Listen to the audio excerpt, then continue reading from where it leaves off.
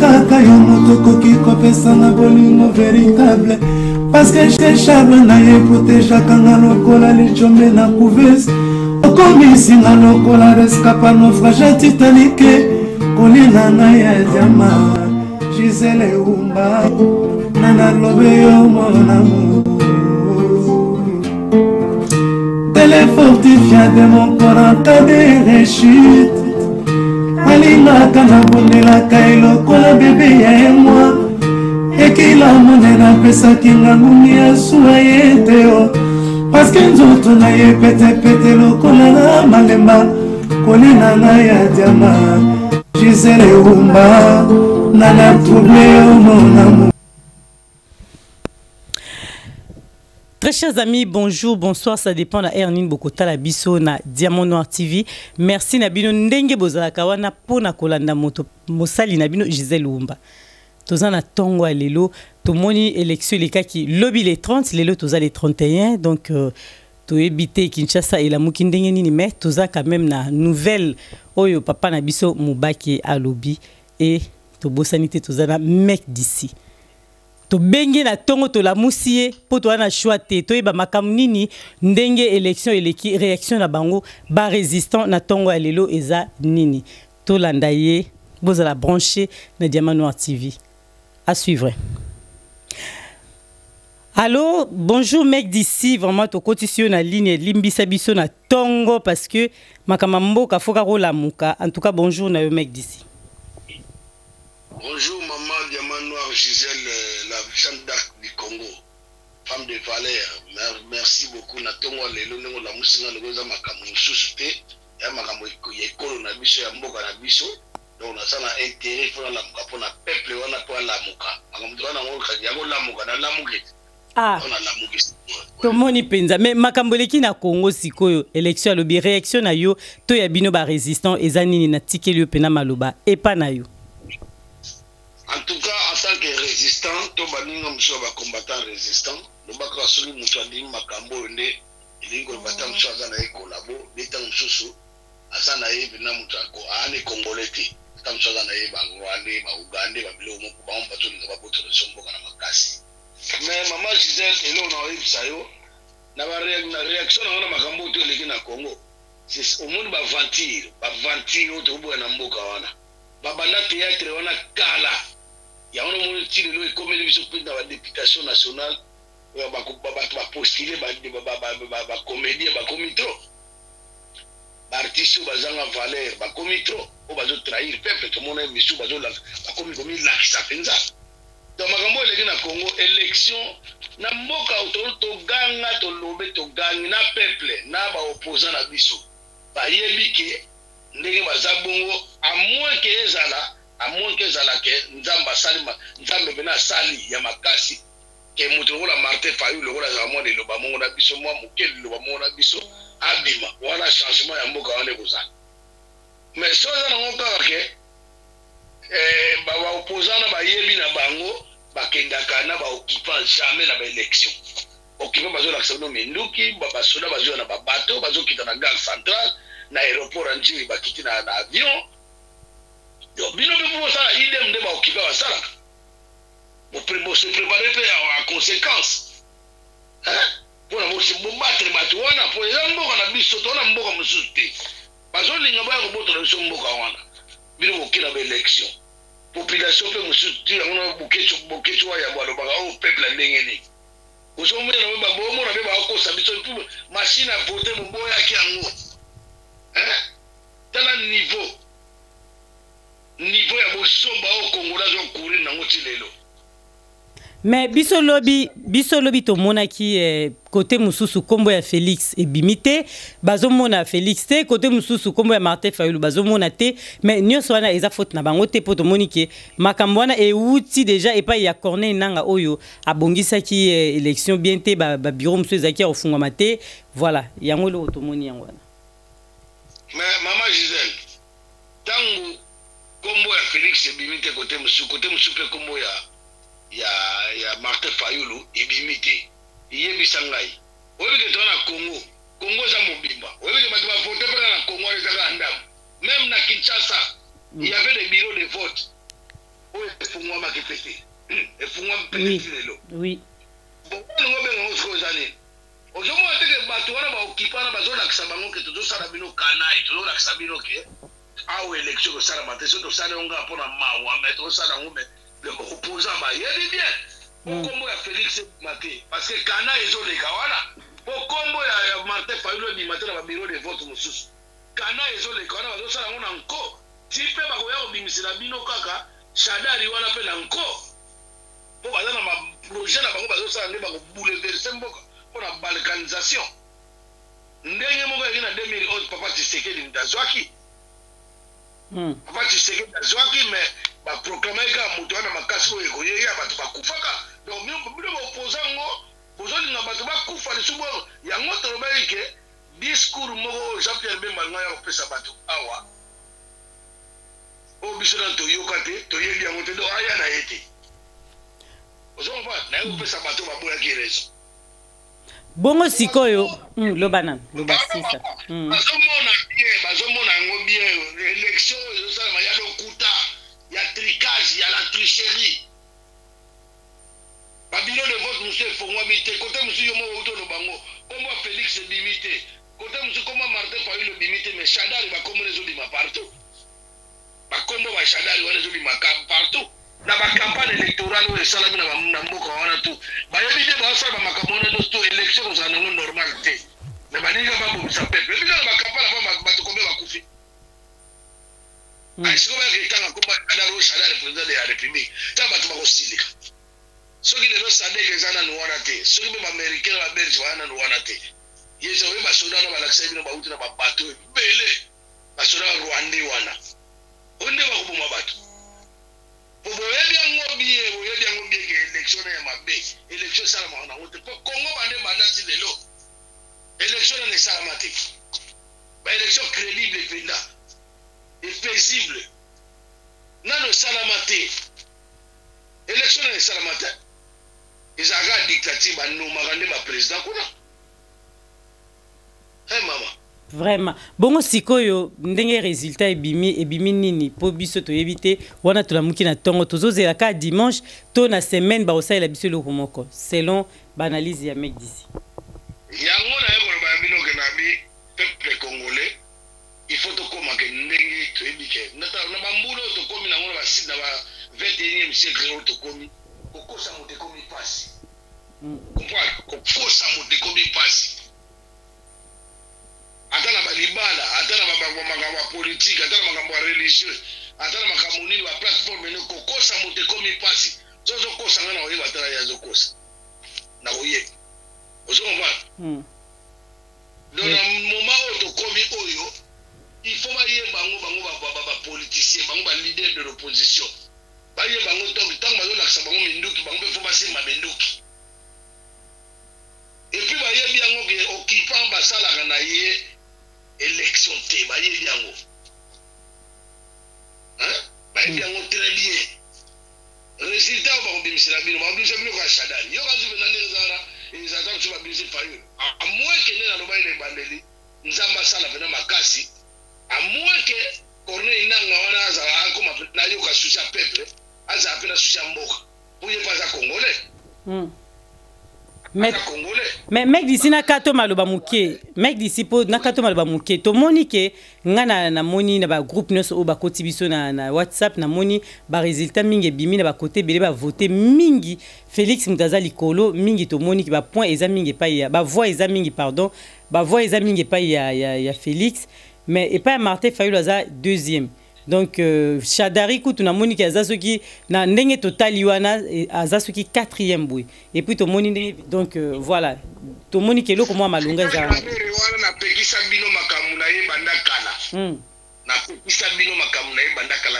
Vital Kamerhe c'est un caméra ya ba Rwandais bokipa o batinda na opposition po panza ka opposition asalaka songi atiaka tripotage ya danger Vital Kamerhe wana bolobaka wana c'était Rwandais aza ya biso te le preuve ane na 2011 azalaki président ya PPRD c'est quand ekokoma nini to batango siko fo totala bango ke bato nyonso basali na kabila baza bato ya kopola babato ya kopola fo kobwaka bango kokunda bango il faut les enterrer tous ozo comprendre mama oui kotanga na koma tutari kamere ja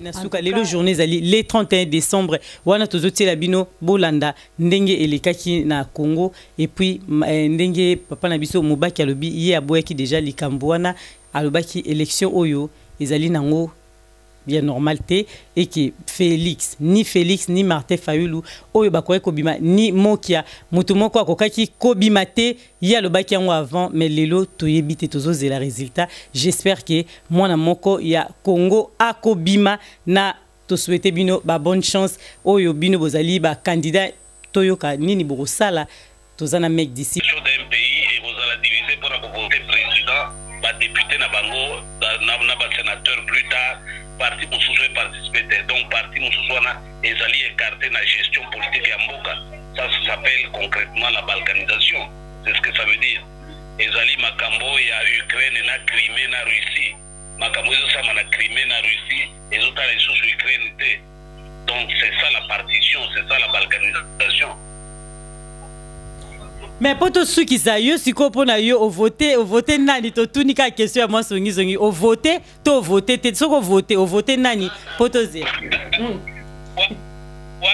Wana na moni ozo provoquer ngai. Ngai na koke ne biloko ya bozoba yote na kokota biloko nzoto na ngai kokota na makambo ya bozoba yote na kopakola nzoto na ngai bototo ya makambo yote. Ah. D'accord. Donc, tu as pourquoi tu as toyeba loba. Même combattant na biso de pèse le peuple à côté à mutuna ngona makambo te. To pekisa ki bango nyoso bazola na biso. Ba kokota mutuna ngona makambo te.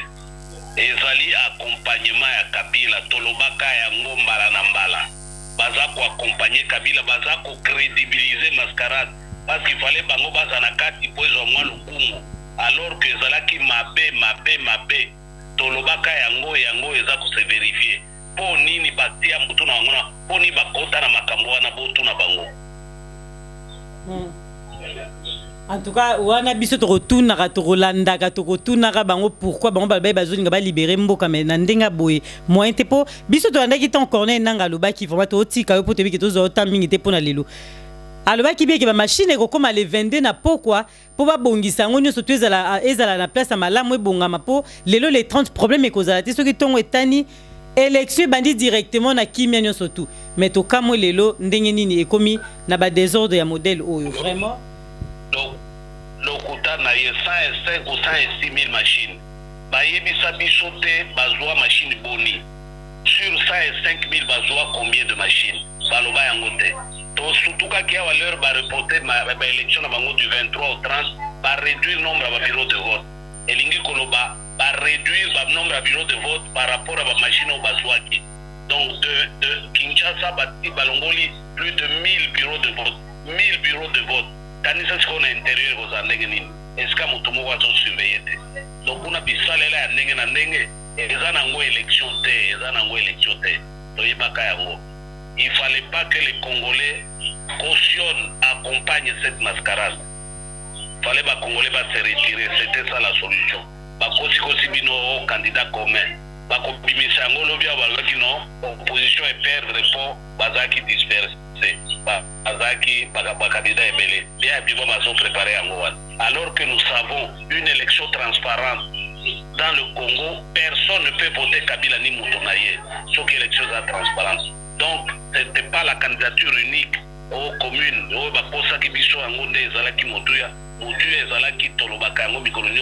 La transparence du processus électoral.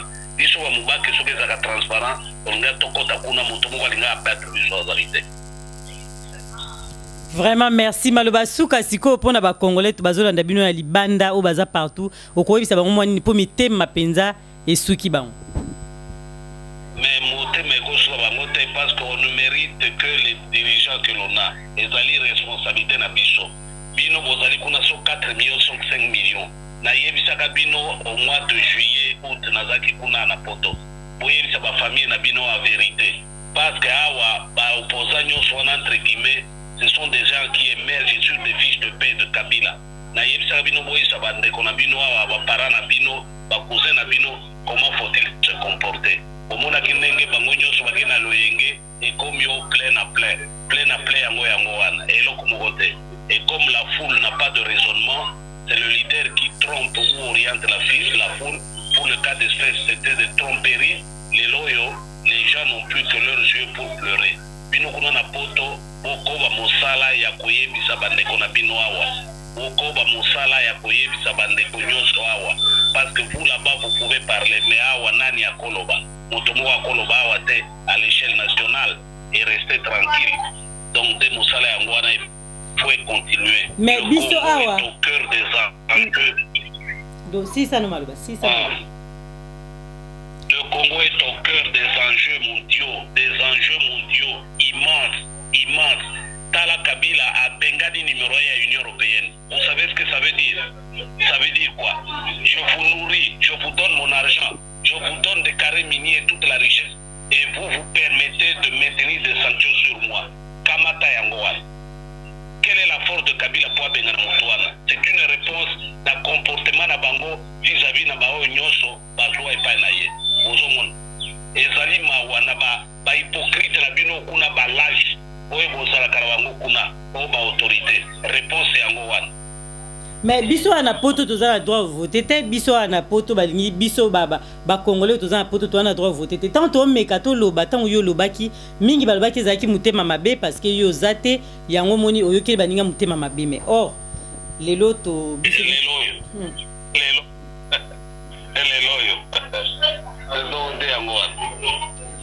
ben merci to remeka bengo na pokwa te ba soki egoleka ndenge nini merci pena na ndengo accordé biso temps oyo batu bazwi nouvelle ninga na préciser moni ba propos wana ne Kabila bengana ki moto wana oui c'est un message qu'il a adressé à toutes les autorités européennes a bengani numéro 1 na bango na Congo ozomona réponse à pesi bango c'est comme pour dire vous n'avez pas le droit d'être dur envers moi parce que je vous ai tout donné et vous vous permettez de me sanctionner bino banane pendant que je vous nourris, je vous entretiens des messages yangoan.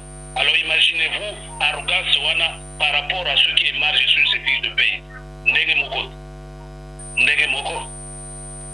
Mais mukoni na bengana ki représentant na bango. Lelo kaka to et les kaki déjà. Non, samedi passé c'était 48e dernier jour il fallait Abima qui peut samedi accueillir Azong Napoto. C'est un Belge d'ailleurs, le numéro 1 de l'Union européenne. À Bengani, à Pessier 48 heures. Et 48 heures ont expiré samedi. Donc lobby, à chaque lobby. Vous vous imaginez? Wow. Merci. Problème est maman Diamanoir. Ok. Dabani ma critère où tu peux s'engager wana. Comprendre? Oui. Selon moi, faut que tu déjà pendant la campagne le kuta ou bayo sala bango surtout. Dans au Martin Fayulu abana ko sala campagne par-ci par-là d'autant la zengina bankokoso. A comme en place mo balobi avion na yema tati. O balobi boina. Ozo comprendre ngai. Ozo moi déjà bisika bazo banga déjà parce que baza impopulaire. Les gens là de tous les médias de sont impopulaires. Bah hier quand Félix Tshisekedi dans une kokoso mon côté. Parce que bayo tamuna na caméra ya ba occupant qui est Vital Kamerhe. Watu na campagne liboso tala résultat bisike zo uta. So yes ko na ndenga ba critère ba sondage wana électoral. Parce que quoi dans ba sondage électoral ezali nini? Parce que Félix moi likolo. Parce que ba yebi pourquoi ba otsa parce que bazana bango. Ba se manque pas le deuxième pour m'apaiser. Mais tout le monde est plus ou moins été sauté dans le WhatsApp. Ah, on va publier. Et ça qui Chadari on a ça les colos Félix après nani Martin Fayulu. Là il se sauté là en haut. Té tout le monde. Des mensonges. Ce sont des mensonges. Oyo, ba mindere ba omo ba benga c'est une élection historique du monde. Donc ils ont considéré l'élection banal. L'élection il y a tricherie. Donc, moi, quand on découvre la vision, Nani, Valentin Moubaka Lobi, a la raison. A la raison, ça m'a le coup. Vraiment. Donc, l'élection, on n'a pas d'ambition, par résistant combattant, et ça, élection, ce sont les pièces de théâtre montées, tout fait. Je comprends, si on a une émission, si on a ces zones, on a un résultat à la minute. Il y a un bateau bazoluka kao, bazoluka vraiment meka kao. Ba meka bena guerre bi manamboka. Nous a contre volonté à communauté internationale, contre volonté à SADC, contre volonté à américain, même contre volonté du peuple. Mais ba meni peuple na loyenge, ba yo mona besoin voter ba bureau de vote. Monsieur ya ko fongo maté, monsieur ya ko fongo ba machine ekufi. Avant ba fongo na bureau de vote na tongo vraiment. Merci mec d'ici. Voilà, merci mec d'ici en tout cas to suki siwana penza bandeko bokolandango lelo toza le 31 décembre mec d'ici malobaka mukuse pona le 31 décembre ba congolais oyo tokomi lelo okolo banini poto suki. Merci le roi le 31 décembre le bana oyo moko na Diamant Noir TV. Donc le roi doit le 31 décembre, ngai na salaki na salisi soirée moko boye soirée ngo le 31 décembre oyo pour la diaspora ba sekela na le mois ndambo selon makamune zo lekela mboka to yebi que il y aura un chaos, il y aura un soulèvement populaire toujours parce que batona ba osala makambo na nko ba bimisa mutu na bango Rwanda wana Shadal pour ba continuer système na bango pour ba zo banga le bazabongo au cas où Obe mina kwa rubaki on to sala tout Shadara gagné donc ba sala tout ba tricher pour so ba sa banga Shadara wana gagné a gagné té c'est-à-dire ba émission na bango ba rubaki on et après cela biso toujours récolter déjà dans la soirée tout ça toujours récolter tout ça la préparation pour la bateau ba côté le absolument populaire na Kinshasa le 31 na soir tous na 46 48 rue de Gilles Vallès 93 380 Pierre sur scène pour Zalawana Lilo. Merci. Pour Zalawana pour la récolte tout récolter déjà ba substance autre routine là pour ceux qui battent la sur le plan populaire Zalagate ba bima na moi na tongo na soir bazongi le bon ba bimezate toujours prévoyer déjà tout. Donc on tourne surtout à la soir la descente la peste na Pierre sur scène. On va célébrer soirée gala humanitaire pour vous dire que élection on a ils a fausse élection ils a faux élection parce que l'élection n'a pas payaté n'a pas occupé poto que n'a pas soulèvement populaire peuple si mundu qui va si mundu to bomana pour bakima. Merci mec d'ici en tout cas to suki siwana merci beaucoup. Balandia Diamant Noir, restez branchés sur Diamant Noir TV. Lelo, topesi bino kaka mbote pona mukula suka yambula eza lelo tokutani l'année prochaine donc voilà. Gisele Umba, Gisele Umba, nakolina na ya Diamant. Gisele Umba, nana troublé au mon amour. Merci. Gisele Umba, Diamant.